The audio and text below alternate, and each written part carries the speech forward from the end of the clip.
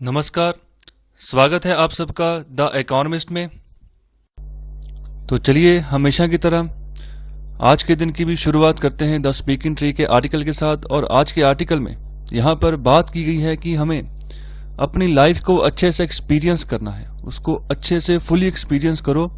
तो उसके बारे में यहाँ पर जो है चर्चा की गई है। तो स्टार्टिंग में बात कर रहे हैं कि जो सेंसेस है, हमारी जो इंद्रियां हैं, वो भगवान की एक बहुत ही अद्भुत देन है हमें, जो कि हमें हमारी लाइफ का एक पूरा पोर्टल है। ओके, तो उसके जरिए हम पूरी लाइफ को एंजॉय करते हैं, एक्सपीरियंस करते हैं, अलग अलग चीज़ों को देखते हैं, सुनते हैं, महसूस करते हैं।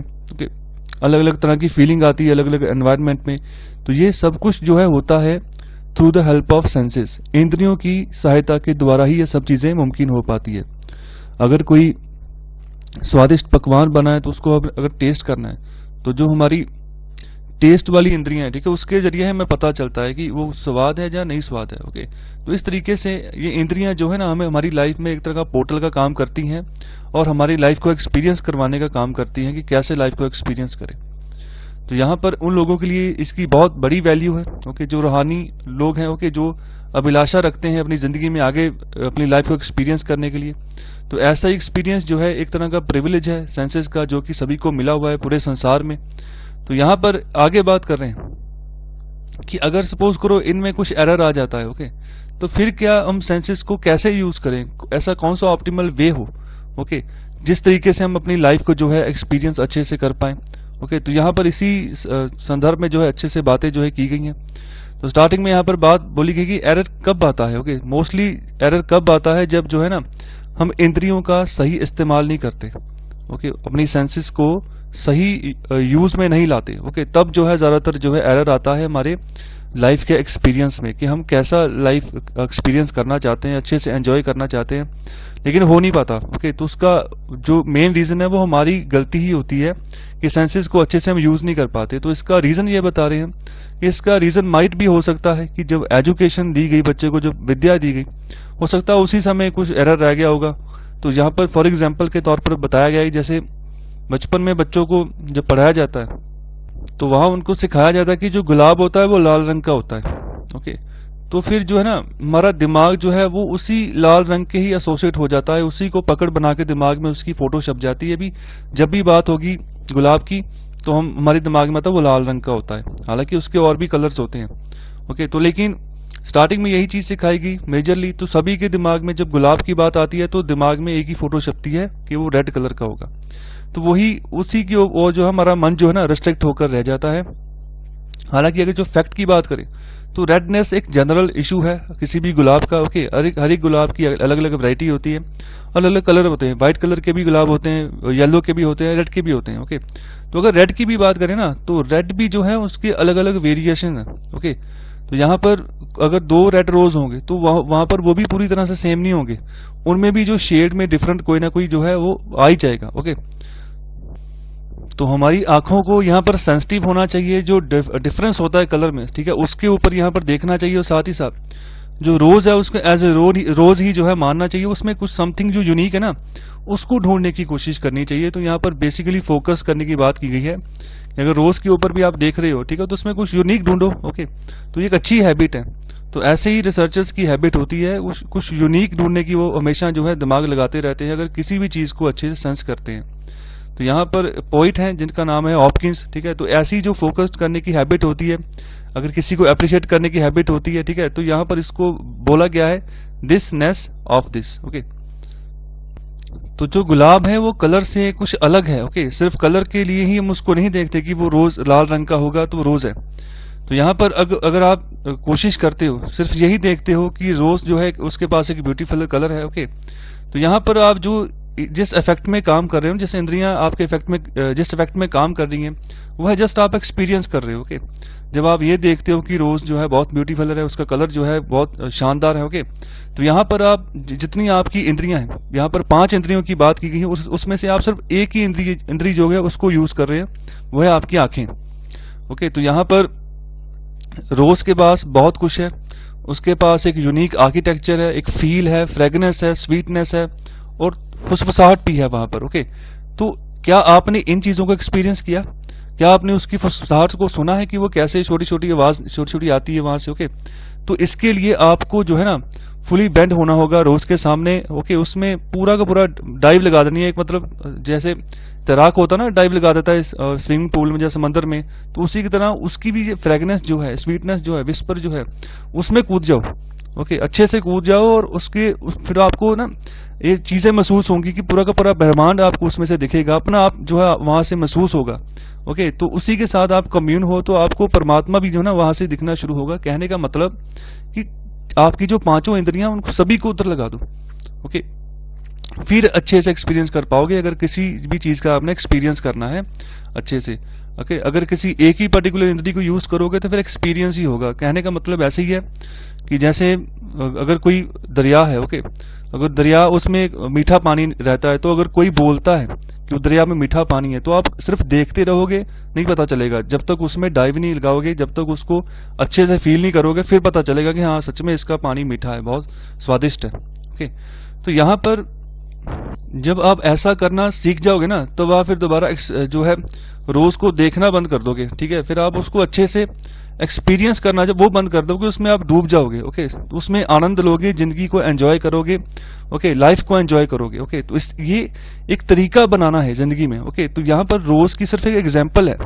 ओके, तो जिंदगी में, डेली लाइफ में हमें ऐसे अपने आप को जो है ना सही करना है, डेवलप करना है, छोटी छोटी बातों को सीखना है। छोटी छोटी बातें, देखो बीज भी बहुत छोटा होता है, लेकिन देखो कितनी बम्पर फसल हो जाती है। मिलियन टन्स के हिसाब से यहाँ पर देखो भारत जो है प्रोडक्शन करता है फसलों की। तो वैसे ही ये छोटी छोटी बातें होती हैं, बीज की तरह काम करती हैं। जब धीरे धीरे हम आगे बढ़ते हैं जिंदगी में, डेवलप होते हैं, तो ये भी साथ साथ डेवलप होती हैं, तो हमें एक अच्छी डायरेक्शन की ओर ही हमें लेकर जाती है।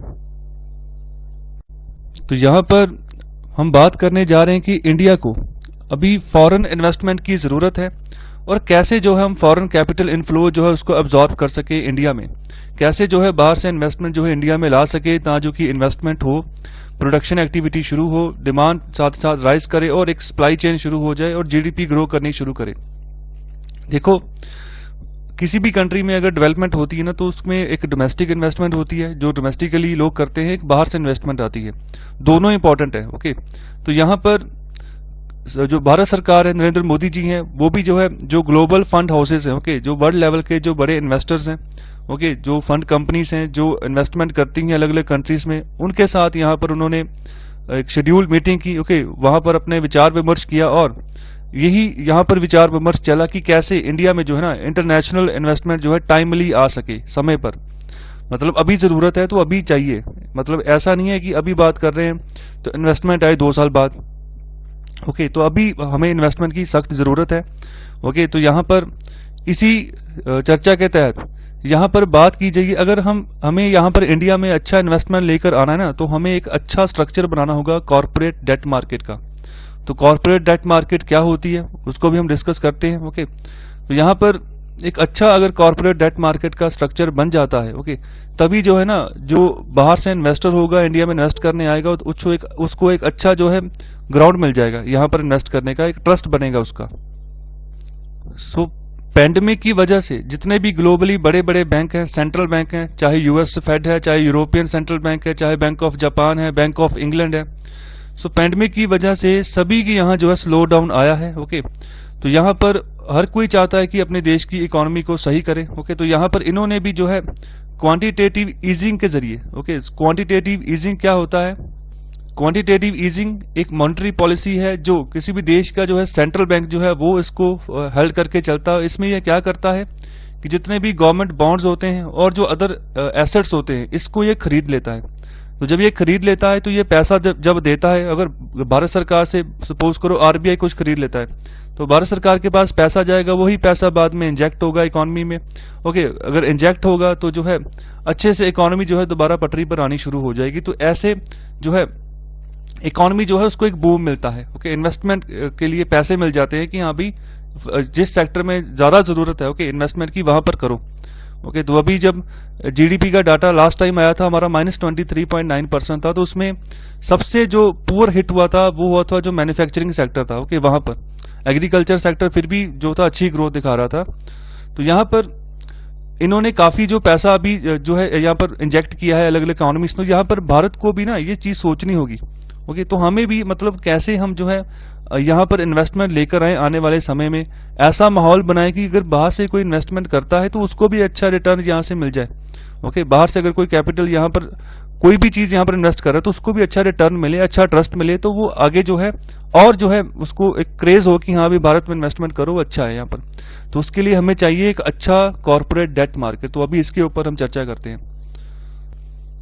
तो यहाँ पर क्या होता है कि जो भी कंपनी ओके जो इन्वेस्टमेंट चाहती है कि इन्वेस्टर जो है उसकी कंपनी में इन्वेस्ट करे, तो वहां पर वो क्या करता है कि अपने इन्वेस्टर को ना एक डेट इंस्ट्रूमेंट देता है। ओके, उस डेट इंस्ट्रूमेंट में लिखा होता है कि आप जो भी मुझे यहाँ पर पैसा इन्वेस्ट करोगे उसके लिए पर्टिकुलर कोई रेट ऑफ इंटरेस्ट जो है वो डिसाइड होता है, उसके ऊपर आपको ब्याज मिलेगा। ओके, और बाद में जो है आपका पैसा भी जो है उसको रीपे कर दिया जाएगा कुछ समय बाद।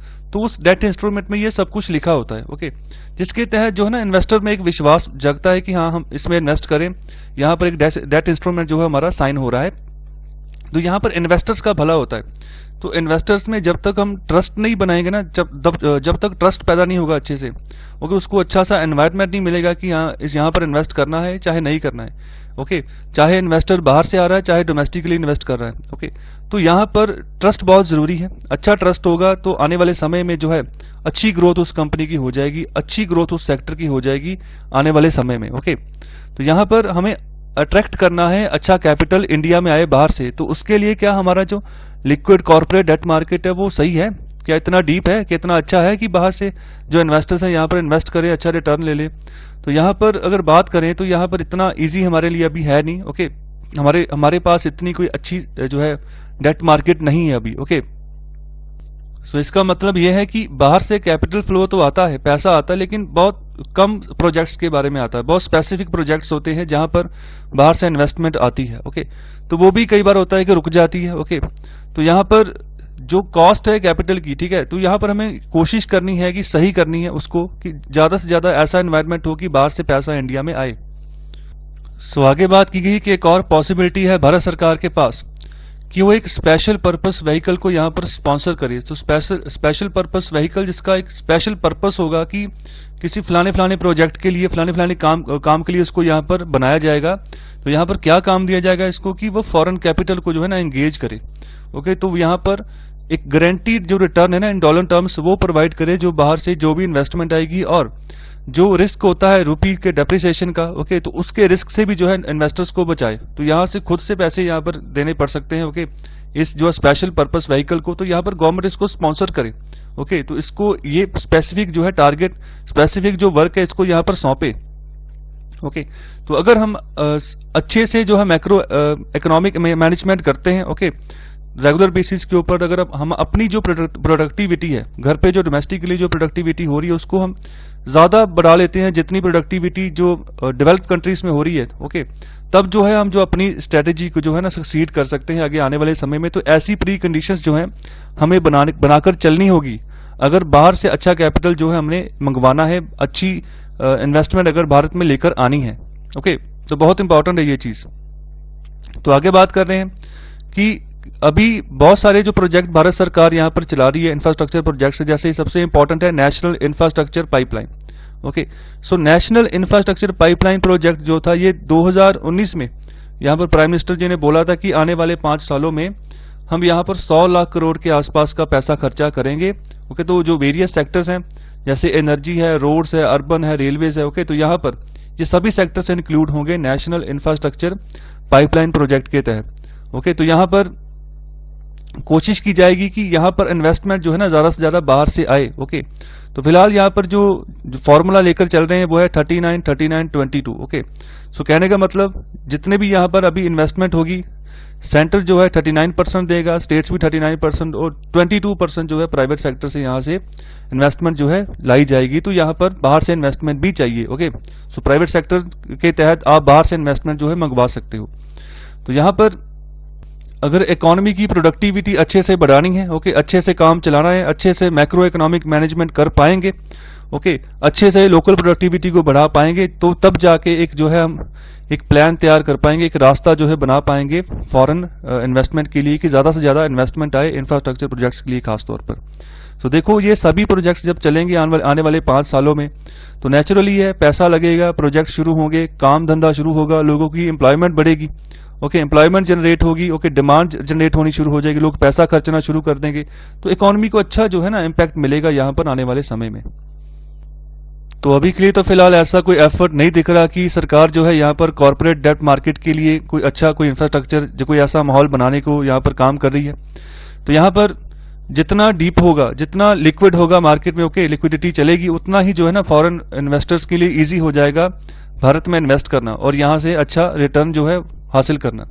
तो यहाँ पर जो है ना गवर्नमेंट को कोशिश करनी चाहिए कि अपनी मीडिएशन थोड़ी सी कम रखें, ओके, और ऑटोमेटिक रूट के थ्रू जो है ये इन्वेस्टमेंट जो है इसको आने दे भारत के अंदर, ओके। दो तरह के बेसिकली रूट होते हैं, गवर्नमेंट रूट होता है, एक ऑटोमेटिक रूट। ऑटोमेटिक रूट से यहाँ पर गवर्नमेंट की कोई परमिशन नहीं होती है, ओके, सीधे आप इन्वेस्ट कर सकते हो। सो गवर्नमेंट रूट तब लगाया जाता है जब कोई सिक्योरिटी पॉइंट ऑफ व्यू से क्वेश्चन जो है उठते हैं, जैसे अभी जब चाइना के साथ जो हमारे रिलेशन खराब हुए थे जब, तो तब पेंडेमिक की वजह से यहाँ पर सिक्योरिटी पॉइंट ऑफ व्यू से यहाँ पर जितनी भी इन्वेस्टमेंट चाइना से आएगी तो वहां पर गवर्नमेंट रूट जो है वहां पर लगा दिया है। तो इसके ऊपर चाइना ने एतराज भी किया था। तो यहाँ पर अच्छे से एक माहौल तैयार करने की यहाँ पर बात की गई है। अच्छा माहौल तैयार करेंगे इन्वेस्टर्स के लिए, तभी इन्वेस्टर्स यहाँ पर इन्वेस्ट करेंगे। सो देखिए, वैसे ही भारत में इन्वेस्टमेंट की कमी है, इकोनॉमी अभी रिकवरी मोड में चल रही है और बाहर से इन्वेस्टमेंट आ नहीं रही है, डिमांड जो है राइज नहीं हो रही, कोई भी इन्वेस्टमेंट करने को राजी नहीं है। तो यहाँ पर जो इन्वेस्ट कर रहे हैं तो यहाँ पर उनके लिए भी यहाँ पर जो एक तरह से नॉर्म्स को टाइट कर दिया गया है सेबी के द्वारा। सो security and exchange board of India, इसका काम यही है, एक रेगुलेटर एजेंसी है जो कि फंड की जो है ना, फंड की ट्रांजैक्शन, कहाँ से इन्वेस्टमेंट आ रही है, कहाँ पर जा रही है, तो पैसे का लेन देन सारा ये ध्यान रखते हैं, कोई इसमें फ्रॉड ना कर जाए, ओके। तो ये सब चीजें यहाँ पर ये ध्यान रख के चलती है सेबी। तो यहाँ पर मैं जस्ट मैं एग्जांपल लेता हूँ। जब जियो ने अपना प्लान लॉन्च किया था स्टार्टिंग में, जब वो फ्री नेट प्रोवाइड कर रहे थे, तो उस समय एयरटेल और आइडिया, ओके, और वोडाफोन, इन्होंने क्या किया था कि जो इनके सर्वर पर जो मोबाइल कॉल आती थी, अगर जियो की कॉल आ रही है तो उसको यहाँ पर उन्होंने रिस्ट्रिक्ट कर दिया था और जियो की कॉल उठा ही नहीं पाते थे कस्टमर, वोडाफोन के नंबर के ऊपर या फिर एयरटेल के नंबर के ऊपर। तब जब ये रिपोर्ट पहुंची सेबी के पास तो तब उसने 5,000 करोड़ का फाइन लगाया था इन तीनों कंपनीज के ऊपर, ओके। तो यहाँ पर कहने का मतलब ये कि अच्छा काम करती है सेबी, अच्छे से रूल्स को टाइट करके रखती है, मतलब स्ट्रिक्टनेस पूरी है इसकी। लेकिन अभी के लिए फिलहाल कैपिटल मार्केट में जो यहाँ पर चल रहा है ना, वो इतना सिचुएशन सही नहीं है। अभी हम एक दोबारा से ना उभरने वाली स्टेज में हम अभी गुजर रहे हैं। तो यहाँ पर जो अल्टरनेटिव इन्वेस्टमेंट फंड्स होते हैं, तो इसके थ्रू भी इन्वेस्टमेंट्स आती है, तो इनको हम अलग अलग फंड एरियाज में हम यूज करते हैं, ओके। तो अल्टरनेटिव इन्वेस्टमेंट फंड्स क्या होते हैं? ये भी प्राइवेटली पूल्ड इन्वेस्टमेंट व्हीकल्स हैं, ओके, जिसके द्वारा ये जो यहाँ पर जो इन्वेस्टमेंट मैनेजर्स होते हैं वो एक प्री डिटरमाइंड इन्वेस्टमेंट स्ट्रेटेजी को फॉलो करके, ओके, इन्वेस्टमेंट लेकर आते हैं अलग अलग क्राइटेरिया में। फॉर एग्जांपल प्राइवेट इक्विटी हो गया, या वेंचर कैपिटल हो गया, या एंजल फंड हो गया, okay, investment in public debt हो गया, एंड इक्विटी मार्केट्स। तो यहाँ पर बहुत अहम रोल है इनका, ओके। तो यहाँ पर लाइटर टच हो सकता है, ओके, लेकिन आप जो अभी कर दिए ना, जो नॉर्म्स टाइट कर दिए, वो एक्सेसिव है, ओके, अनवारंटेड है, मतलब इनकी कोई जरूरत नहीं थी। तो इससे डेफिनेटली जो है ना, जो फंड गवर्नेंस है वो अफेक्ट होगी, और जो है फंड का जो रेजमेंट है, जो फंड रेज होते हैं, जो इन्वेस्टर्स आते हैं, उसमें भी कमी यहाँ पर जो देखने को मिलेगी आने वाले समय में।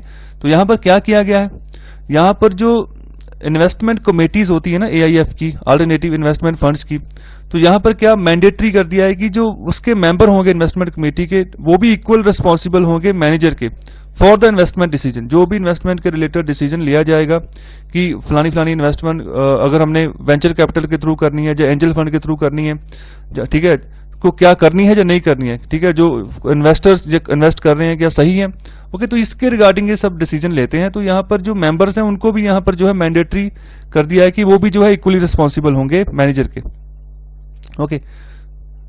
तो ऐसा इससे बहुत बड़ा प्रभाव यहाँ पर पड़ेगा। तो साथ ही साथ इन्होंने ये भी नहीं बताया कि जो इन्वेस्टमेंट डिसीजन होगा इसको कॉन्स्टिट्यूट कौन करेगा, ओके। तो इसको अनडिफाइंड छोड़ दिया, इसके बारे में डिफाइन ही नहीं किया अच्छे से। तो ताजो की जो इन्वेस्टमेंट के रिगार्डिंग जो भी डिसीजन हो कि आने वाले समय में कोई मैनेजमेंट करनी है, एसेट मैनेजमेंट करना है, या इन्वेस्टमेंट करनी है किसी भी पब्लिक एंटरप्राइज की, तो उसके बारे में अच्छे से हम काम कर सकें।